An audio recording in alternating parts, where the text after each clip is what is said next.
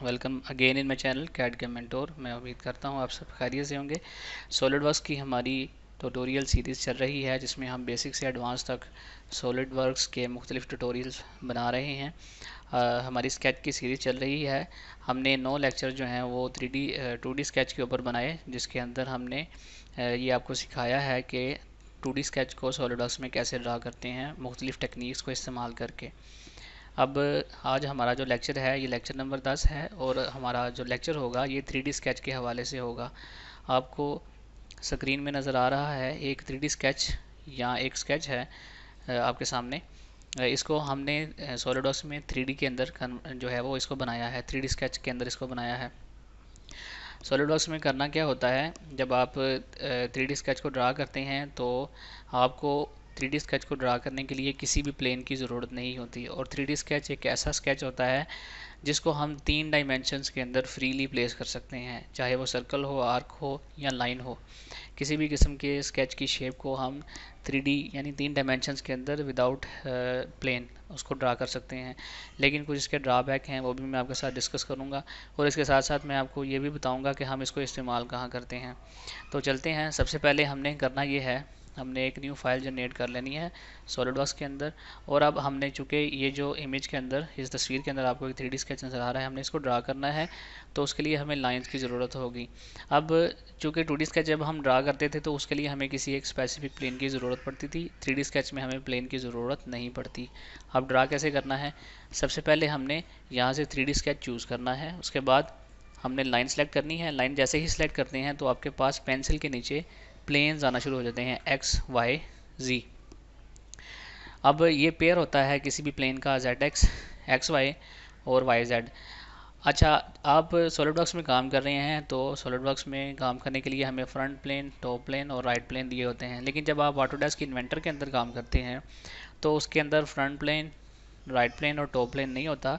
उसमें x Y, Y Z और Z X planes होते हैं। तो ये एक्चुअल में 3D के अंदर मुख्तलिफ एक्सिस का पेयर होता है, जिस जो पेयर मिलके आपस में फ्रंट, राइट और टॉप व्यू बनाते हैं। तो 3D स्केच में अगर आप काम कर रहे हैं और आपने ऑटोडेस्क इन्वेंटर में थोड़ा बहुत काम किया है तो आपको 3D स्केच को समझने में ज़्यादा मुश्किल नहीं होगी। मैंने चूँकि ऑटोडेस्क इन्वेंटर के अंदर भी काम किया है तो मुझे इससे जो है वो मैं इससे फेमिलियर हूँ। अब हमने लाइन ड्रा करनी है। यहाँ पर देखें एक लाइन है, ये हमारे पास 50 mm की एक लाइन है। और इसी तरह एक लाइन हमारे पास यहाँ पर है 50 mm की नीचे की तरफ। अब हमने लाइन सेलेक्ट करनी है और दूसरा एक प्लेन सेलेक्ट करना है। ये हमारा जो प्लेन है, ये प्लेन हमारा होगा वाई और इसके साथ साथ एक्स, यानी एक्स वाई प्लेन के अंदर हम स्केचिंग करेंगे। तो उसके लिए हम टैब दबाएंगे अपने कंप्यूटर, लैपटॉप कंप्यूटर इस पे कीबोर्ड पे। तो हमारा जो प्लेन है वो चेंज हो गया है। अब ये एक्स वाई प्लेन आ चुका है। अब हम स्केचिंग करेंगे कुछ इस तरह से। अच्छा, अब ये देखें, ये लाइन जो है ये अभी तक इसका कनेक्शन पीछे वाले लाइन के साथ है। अब हम इसका कनेक्शन ब्रेक करना चाहते हैं। तो कनेक्शन ब्रेक करने के लिए आप डबल क्लिक करेंगे तो ये लाइन जो है ये आपकी यहाँ पर कंप्लीट हो गई। और अब आप नई लाइन जो है वो नई पोजीशन से स्टार्ट कर सकते हैं। तो मैं ये नई पोजीशन जो है इसको चूज़ करता हूँ और कुछ इस तरह से मैं यहाँ पर लाइन लगा देता हूँ।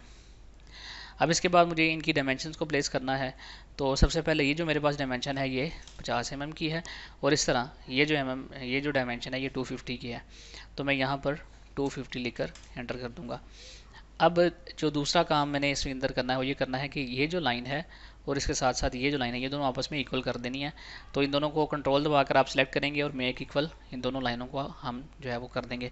अब ये जो ऊपर वाली हमारे पास एक स्क्वायर बना है, यहाँ रेक्टेंगल बनी है, हमने इसको बनाना है। तो इसको बनाने के लिए फिर से लाइन सेलेक्ट करेंगे और हमारा प्लेन जो है अब भी एक्स वाई ही होगा। तो यहाँ से हम लाइन सेलेक्ट करेंगे और कुछ इस तरह से हम लाइन लगा देंगे।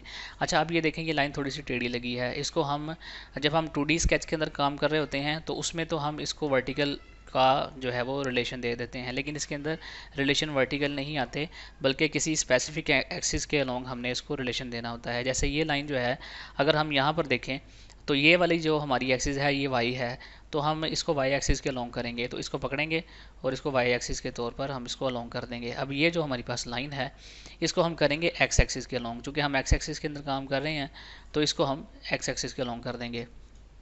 तो अब जो तीसरी चीज़ इसके अंदर हमने ऐड करनी है वो है इसकी डायमेंशन।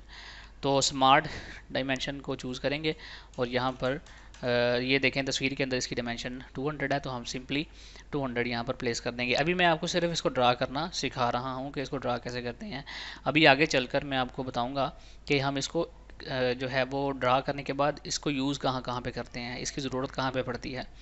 अच्छा, अब हमने आना है ये जो हमारे पास ये एरिया है, हमने इसको ड्रा करना है। तो इसको ड्रा करने के लिए हम अब आएंगे हमारे जेड वाई प्लेन के अंदर, यानी ये वाली साइड हम बनाना चाहते हैं ना, तो जेड वाई प्लेन के अंदर आएंगे, सिंपली लाइन सेलेक्ट करेंगे और टैब दबाकर हम जेड वाई जेड या जेड वाई दोनों में से कोई भी आप पेयर बस आपका एक जैसा होना चाहिए। वर्ड आपका आगे पीछे भी हो जाए तो खैर है। तो अब हम यहाँ पर ये कुछ इस तरह से लाइनें प्लेस कर देंगे। अब हमने इनकी अलाइनमेंट को सेट करना है। तो ये जो लाइन है ये हमारी आएगी जेड के अलोंग, इसी तरह ये जो हमारी लाइन है ये आएगी हमारे वाई के अलोंग, और ये जो लाइन है ये हमारी आएगी जेड के अलोंग। ठीक है, अब इसके बाद हमने इनकी डायमेंशन, ये वाली डायमेंशन जो है ये 300 है, इसको प्लेस कर देना है। तो ये कंप्लीट हो गया। अब हमने इसके नीचे एक लाइन लगानी, जहाँ पे जैसे आप तस्वीर के अंदर देख रहे हैं वो 50 mm की लाइन है। तो इसी प्लेन में रहेंगे और यहाँ पर एक लाइन प्लेस कर देंगे, और इस लाइन का और इस लाइन का आपस में जो रिलेशन है वो हम इक्वल कर देंगे। दोनों लाइनों को कंट्रोल दबाकर हम सिलेक्ट करेंगे और इन दोनों को आपस में इक्वल कर देंगे। अब हमने ये जो ऊपर है एरिया, यहाँ पर एक रेक्टेंगल प्लेस करनी है। तो उसका तरीक़ेकार क्या है, आपने सिंपली अब जो एक्सिस यहाँ प्लेन चूज़ करना है 3D स्केच के लिए वो होगा ZX प्लेन। तो एक लाइन सेलेक्ट करेंगे, टैब दबाएंगे और ZX प्लेन हमने सेलेक्ट कर लिया। अब हम इस तरह से लाइनें लगा देंगे और अब इनकी जो ओरिएंटेशन है उनको सेट करेंगे। ये जो लाइन है ये हमारी आएगी एक्स एक्सिस के अलोंग, इसी तरह ये जो लाइन है ये आएगी हमारी Z एक्सिस के अलोंग। तो ये लाइनें भी आपस में देखें अलाइन हो चुकी हैं। अब हम आएंगे इस तरफ, इस तरफ आकर हमने क्या करना है, अब हमने चूज़ करना है प्लेन। अब यहाँ पर देखें ये प्लेन जो है ये बन रहा है हमारा वाई जेड। तो वाई जेड के अंदर हम स्केचिंग करेंगे, तो लाइन पकड़ेंगे और वाई जेड हम पकड़ लेंगे, यहाँ से हम जो है वो ड्रा करेंगे और इस तरह से हम जो स्केच है इसको कंप्लीट कर देंगे। अब ये जो स्केच है ये हमारा है वाई के अलोंग, और इसी तरह ये जो हमारा स्केच है ये है जेड एक्सिस के अलोंग। तो ये हमारी रेक्टेंगल कंप्लीट हो गई है। अब हम इस लाइन को इस पॉइंट को और इस पॉइंट को लाइन की मदद से मिला देंगे। तो सिंपली हमने इन दोनों को आपस में मिला देना है। अब ये देखें इसके अंदर हमने किसी भी स्पेसिफिक प्लेन को चूज़ नहीं किया। इसमें यह भी होता है कि अगर आपके पास दो पॉइंट्स हैं, अगर आप उन दो पॉइंट्स को भी मिला देते हैं तो तब भी आपको एक्सिस की ओरिएंटेशन को चेंज नहीं करना पड़ेगा। ठीक है, अब हमने यहाँ पर एक लाइन जो है वो लगानी है, लेकिन उसका एक्सिस जो है वो हमारे पास होना चाहिए वाई जेड। तो ये वाई जेड ही है, यहाँ पर हम एक लाइन प्लेस कर देंगे इस लाइन को, और ये जो हमारे पास लाइन है इन दोनों को हम आपस में इक्वल का रिलेशन दे देंगे। तो ये हमारी जो हमारे पास 3D स्केच है ये कंप्लीट हो चुका है। अब इसको ड्रा करने का मैंने तरीका भी बता दिया कि इसको ड्रा कैसे करना है। इसमें जस्ट आपने जो हमारे पास X Y Z X planes हैं इनको आपने स्विच करना होता है, और स्विच करना होता है टैब की मदद से। अब बात रही कि इसको इस्तेमाल कहाँ पे करते हैं। पहला जो इसका इस्तेमाल है वो है वेल्डमेंट्स के अंदर। जब आप वेल्डमेंट्स के अंदर आते हैं तो ये देखें यहाँ पर 3D स्केच जो है वो आपको उसने यहाँ पर पहले ही ऑप्शन दे दिया है। इसके साथ साथ जब हम इस स्केच में से एग्जिट हो जाएंगे तो यहाँ पर स्ट्रक्चरल मेंबर आएंगे। ठीक है, स्ट्रक्चरल मेंबर में से हम इनके स्टैंडर्ड को पकड़ेंगे बाद में। बहरहाल अभी स्ट्रक्चर के बारे में या वेल्डमेंट्स के बारे में मैं ज़्यादा डिटेल से नहीं बताऊँगा, क्योंकि मैंने इसके ऊपर अलहदा से एक वीडियो रिकॉर्ड करनी है और वो डिटेल वीडियो होगी। तो बहरहाल मैं आपको इसकी एप्लीकेशन यही बता रहा हूँ कि 3D स्केच को जब आप बिल्ड करते हैं या बनाते हैं तो वहाँ पर हमें वेल्डमेंट्स के अंदर 3D स्केच की ज़रूरत पड़ती है। ठीक है, एक इसका इस्तेमाल ये है कि वेल्डमेंट्स के मुख्तलिफ स्ट्रक्चरल मेंबर जो हैं उनको बनाने के लिए आपको 3D स्केच की ज़रूरत पड़ती है। अब ये देखें, अगर आप 2D स्केच के ऊपर इसको बनाने की कोशिश करेंगे तो ये कभी भी जनरेट नहीं होगा। वेल्डमेंट्स के लिए आपको हमेशा से जो है 3D स्केच की ज़रूरत पड़ती है। एक इसका इस्तेमाल ये है। दूसरा इसका इस्तेमाल जो है वो मैं अभी आपको बताता हूँ। ये मैंने बना लिया है, इसको मैं अब मैक्सिमाइज़ कर देता हूँ। एक न्यू पार्ट मैं जनरेट करूँगा शॉर्ट सा एक मैं आपको इसका बताता हूँ इसका दूसरा इस्तेमाल क्या है। मैं एक रेक्टेंगल प्लेस करता हूँ यहाँ पर। इसकी डायमेंशन जो है वो 150 और 200 है। इसको मैं एग्जिट कर देता हूँ। अब मेरे पास ये जो फ्रंट प्लेन है इसको टॉप प्लेन है, इसको मैं पकड़ता हूँ। कंट्रोल दबाकर मैं ऊपर की तरफ इसकी अगर मैं इसको खींचता हूँ तो इसकी मैं कॉपी ले लूँगा। तो ये मैं इसकी कॉपी ले लेता हूँ तकरीबन 100 mm दूर।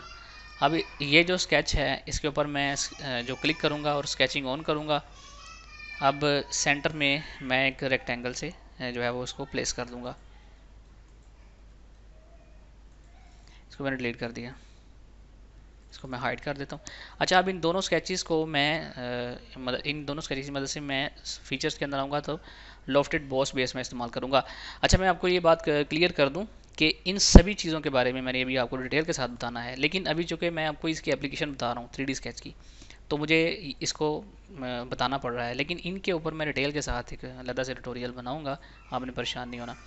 तो लॉफ्टेड बॉस बेस में मैंने इन दोनों जो है वो स्केचेस को पकड़ा और इसको अप्लाई कर दिया। अब आपके बाद में आपके जहन में आता है कि यार यहाँ पर मैं एक शेप जो बनाना चाह रहा हूँ वो शेप होनी चाहिए हमारी सम जस्ट लाइक एक कर्व यहाँ पर होनी चाहिए, यहाँ पर और यहाँ पर। तो एक तो तरीक़ेकार ये है कि आप यहाँ पर फ्रंट प्लेन के ऊपर आकर यहाँ पर स्केच करेंगे और उसको ड्राइव कर्व के अंदर लॉफ्ट के अंदर जाकर आप शेप स्केच ड्रा कर लेंगे। दूसरा तरीक़ेकार जो कि इससे आसान है वो ये है कि बजाय आप यहाँ पर एक प्लेन के ऊपर स्केचिंग करने के, आप सिंपली डायरेक्ट जाएंगे 3D स्केच के अंदर और यहाँ पर आर्क पकड़ेंगे। अब आप ये देखें कि आपने कोई प्लेन नहीं लगाया, जस्ट आपने एक आर्क प्लेस किया है, उसका यानी ये 250 उसका रेडियस है। अब इस स्केच का सेंटर पॉइंट पकड़ा है और इस स्केच का सेंटर पॉइंट पकड़ा है, ठीक है। अगर आपके ये दोनों स्केच आपस में कह लें कोइंसाइड नहीं है तो आप इन दोनों को पकड़ के यहाँ पर मे कोइंसाइड का रिलेशन भी बना सकते हैं, मे कोइंसाइड।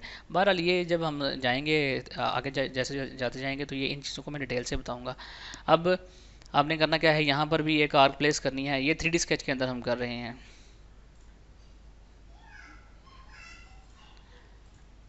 तो इसका जो हमारे पास रेडियस है इसको मैं थोड़ा अंदर की तरफ कर लेता हूँ,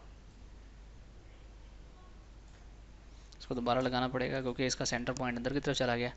तो ये है मेरे पास मिड पॉइंट और ये मिड पॉइंट, यहाँ पे मैंने एक 3D स्केच प्लेस कर दिया और इसकी जो डायमेंशन है वो 250 है।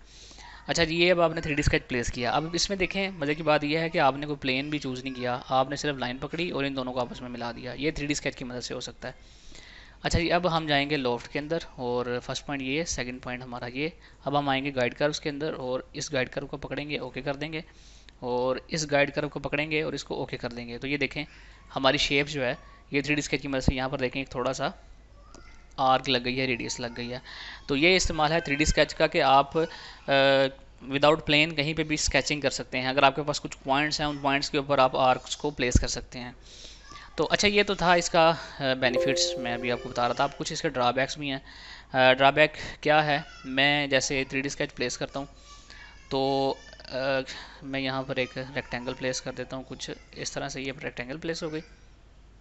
अब मैं इसके अंदर जब इसको एग्जिट करूँगा स्केच को, तो ये देखें एक्सट्रूडेड बॉस बेस, इसको आप एक्सट्रूड नहीं कर सकते, इसका ये इशू है।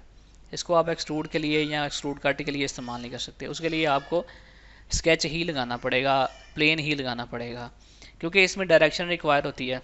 तो डायरेक्शन के बगैर जो है वो हम इसको जो है वो 3D यानी डायरेक्टली 3D को फीचर्स के तौर पर हम इस्तेमाल नहीं कर सकते। जैसे आपको यहाँ पर कुछ फीचर्स नज़र आ रहे हैं उनके लिए इस्तेमाल नहीं करते। 3D स्केच आपकी कह लें कर्व्स को बनाने के लिए, गाइड कर्व्स को बनाने के लिए ज़रूर हेल्प करता है, लेकिन डायरेक्टली आप इसको यूज़ नहीं कर सकते एक्सट्रूड करने के लिए या एक्सट्रूड कट करने के लिए, ठीक है। लेकिन कुछ मेथड ऐसे हैं जिनकी वजह से हम 3D स्केच को भी यूज़ कर लेते हैं 3D मॉडल के अंदर कन्वर्ट करने के लिए, वो आगे चलकर मैं आपको बताऊंगा। बहरहाल ये इसका ड्रॉबैक है।